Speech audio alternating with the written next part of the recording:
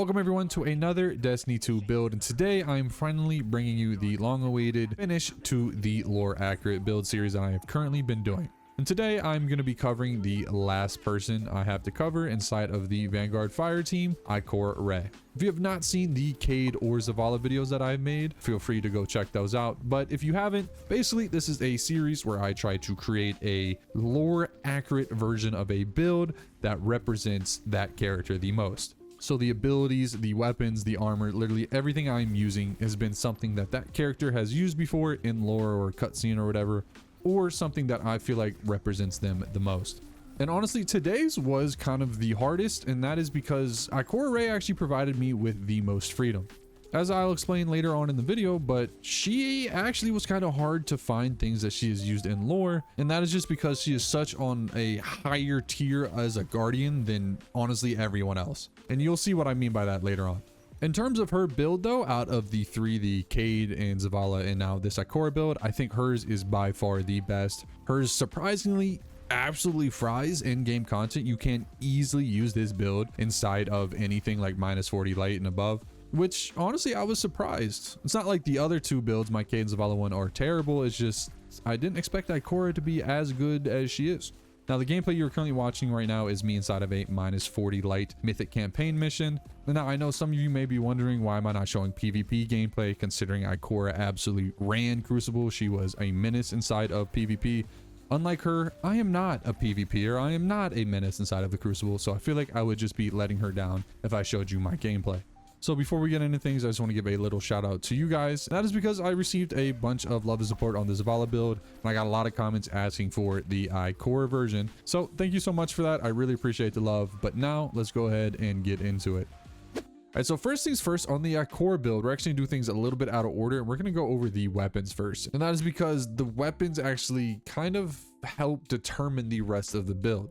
So after doing a whole bunch of research, I ended up finding that we've only really have records of Ikora using 2 weapons. And the first of which is actually going to be the Invective from Destiny 1. Now, obviously, we cannot use this inside of Destiny 2. It has not been in the game. I believe lore reasons why it got destroyed during like the Red War campaign or something along those lines. But this is not an option. But what we do actually see her use instead inside of Destiny 2 is the Deadpan Delivery Shotgun. Now, there are a whole bunch of different cutscenes and video proof in game of her using the shotgun. I mean, it is her go-to ever since year 1, I believe. So with that, I figured this is a must-have in the build. Now, luckily, but also unluckily, I guess, the weapon is very easy to acquire. It is a Red War weapon, so you can just grab it from your collections. Now, the bad part is it comes with an absolute doo-doo roll. You only get Pulse Monitor.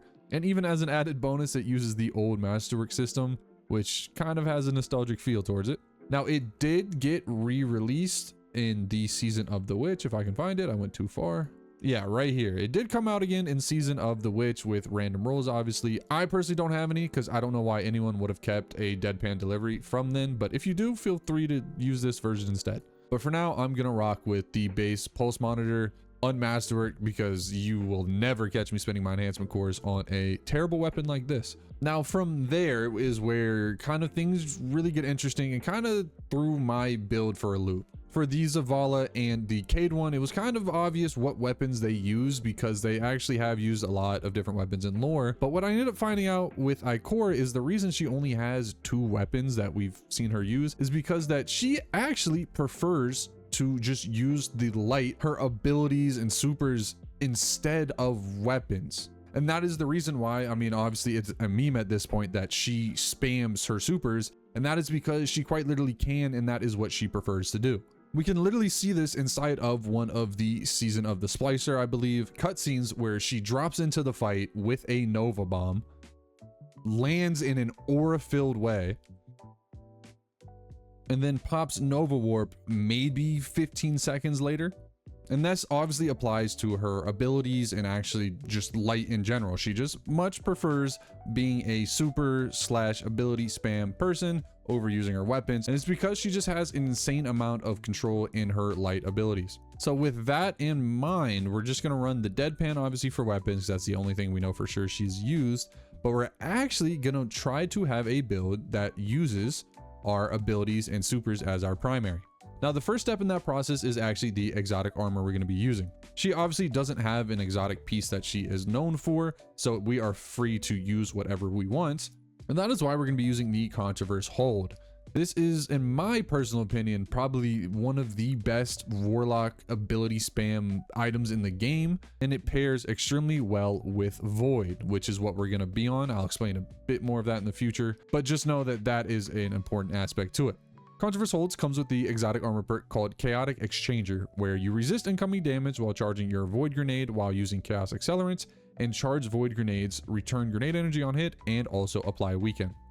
So if you look, I can actually charge my grenade using the Chaos Accelerant aspect, and when I throw it, my grenades will apply Weaken, but you'll also gain grenade energy. So if you look at my grenade there, I already have my second charge back.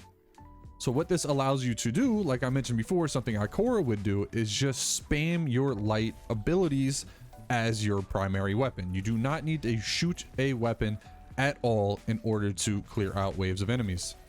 Now for our subclass, we are going to be on Void. Just like Cade, although we do know she has used other subclasses, she is iconic for her Void Walker. And just like I mentioned in that cutscene, we literally saw her throw a Nova Bomb and go straight into Nova Warp.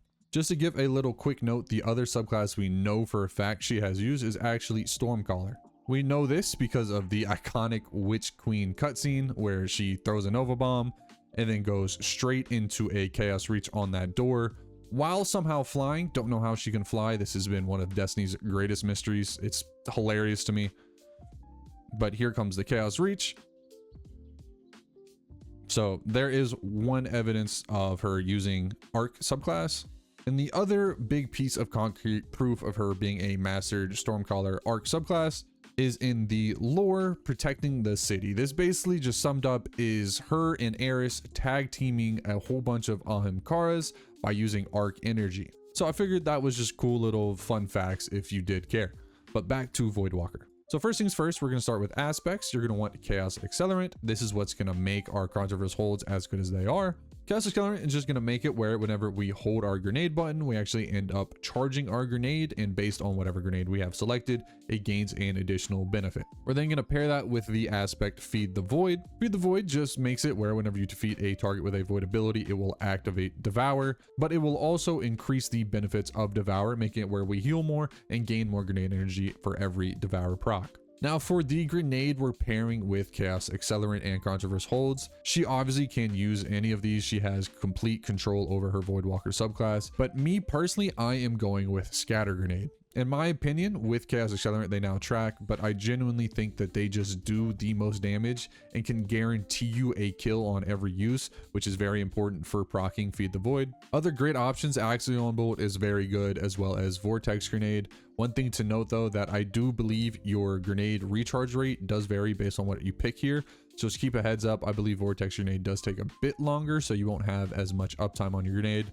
So just keep that in mind when selecting what you want to use here. Now, in terms of jump, obviously she can use whatever she wants. Let me pull up a video real quick. I was able to actually find video proof of her using Blink. So if any of you out there are a Blink enjoyer, which I know there's probably only 4 total in the entire player base, feel free to run Blink if you want.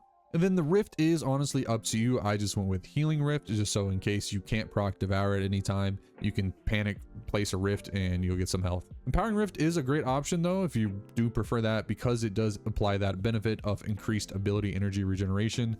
So keep that in mind, that is also a great option. In terms of super, once again, it is up to you. She has used all of these. I'm going with Nova Bomb Vortex just because that's the one I prefer. Now for our fragments in the first slot, go ahead and put on Echo of Starvation. This just makes it where whenever you pick up a Void Breach or an Overpower, it'll grant us Devour. This just makes it where we have multiple ways of getting Devour and we're not just relying on ability kills, so that we basically always have a way to gain health. In the next slot, you want Echo of Provision. This makes it where whenever you damage targets with your grenades, which we'll be doing a whole lot, you actually gain melee energy. You then want Echo of Persistence. This will just make it where our Devour will have increased duration. It goes from 10 seconds all the way up to 15. And then in the last slot, you want Echo of Harvest. This makes it where whenever you defeat a weakened target, it will create an Overpower and a Void Breach. This is huge because once again, Controverse Holds does apply weakened. So every kill we get with our grenade will actually drop an Overpower and a Void Breach. Right, now to the rest of the weapons. I know I kind of skipped over these and had a whole section in between, but this is where you kind of have a lot of freedom because once again, she's only used deadpan delivery, so you can run whatever you want. My personal choices though, I am running a weapon with Thresh, and that is because obviously we know she likes to spam her supers, so why not run a weapon if you do have to get weapon kills that will give you some super energy. That is also why I have Bad Juju here, because it also does the same thing, so it might not be bad if you prefer to run this for your exotic slot. But actually what I am running in the exotic slot is Deathbringer, and that is just because this, in my personal opinion, kind of represents a Nova Bomb a little bit. That might be a bit copium, but just let me be. I think it kind of looks like the tracers from a Nova Bomb. So yeah, why not? I just threw it on. But in all honesty, run whatever you want. As long as you have a deadpan delivery, you are a-okay in the weapons. Now for your armor stats in this specific build, you want as high as grenade as possible. You really honestly want to get this to 200. My warlock armor is doo-doo, so I cannot get it that high. And then the only other thing I really recommend is get your super up to 100. And this is so obviously we can get our super back as quick as possible to really spam it like Ikora does. Now for our mods on our helmets, we are going to go with 3 copies of Ashes to Assets. This is just because we are getting a whole butt ton of grenade kills and we really want to spam our super as much as possible. So run 3 copies of it. On the arms, we're going to run 2 copies of firepower and a copy of grenade font. If you are able to get your grenade up to 200 already, grenade font will do nothing for you, so feel free to not use that. Instead, feel free to run another copy of firepower or throw on momentum transfer or bolt string detonation if you just want to get your other abilities back quicker. On the chest piece, we're just going to run 3 damage resist. Feel free to slot in whatever you prefer here in terms of damage resist. On our boots, go ahead and throw on insulation, invigoration, and void weapon surge. I'm using void weapon surge to boost Deathbringer, but if you'd rather have your primary, whatever you're using, just feel free to slot in whatever element you prefer. And last but not least, on the class item, go ahead and throw on bomber, powerful attraction, and reaper. Now to sum up what these mods do, basically just makes it where whenever we get a grenade kill, it'll drop orbs of power, as well as give us a whole butt ton of super energy. We then are running grenade font, so whenever we do grab an orb of power, we get charged with light and boost our grenade ability stat by 20. We will also be boosting how much our void weapons do, aka our Deathbringer in this instance. And then anytime you grab an orb of power, you will be gaining ability regeneration. And now let me just demonstrate to you exactly how often we can spam our abilities as well as spam our super. So if we go ahead and get rid of our super ability and run up to the crowd, I'm gonna throw 1 grenade here and just watch our super recharge and how many orbs we create at all times. So we can grab those 2 orbs. We already have our grenade back, get some more kills, create some more orbs, go and grab those. And just like that, I pretty much already have my super back. After what, 20 seconds? I don't know the exact timestamp, so don't correct me down below, but yeah, it's something like that.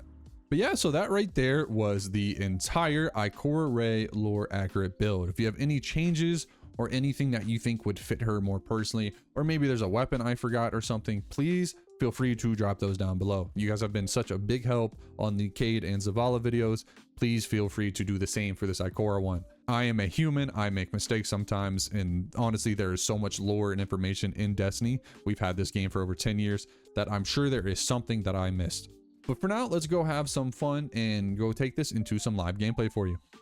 For the Ikora build, we're just gonna go take it into the ever so iconic Caldera solo ops.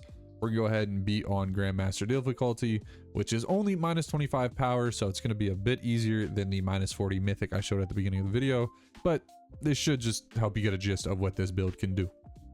All right, so when using the build, extremely straightforward. I don't think it'd be any more simple. Just spam your grenade and your light. It's basically it. By using your grenade, you'll create orbs of power, make things weakened, get your super ability. You don't really ever have to shoot your what's it called, your weapon, like, ever. I guess you can use it to clear up some ads and, you know, use Thresh to go ahead and get some super ability, but honestly you don't really ever have to do that.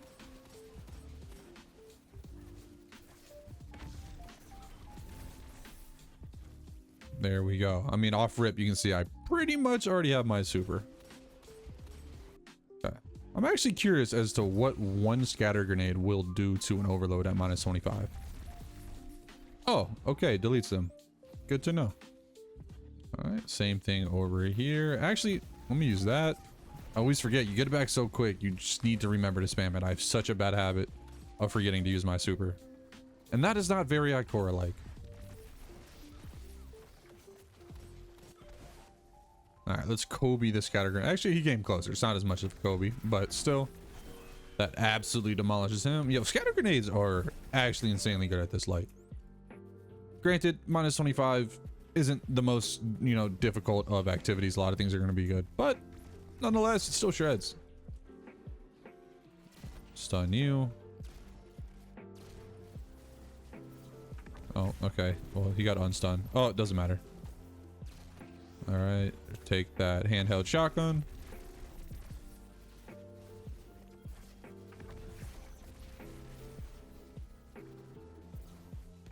And just so as we can, we'll just super those two goblins because they deserve it.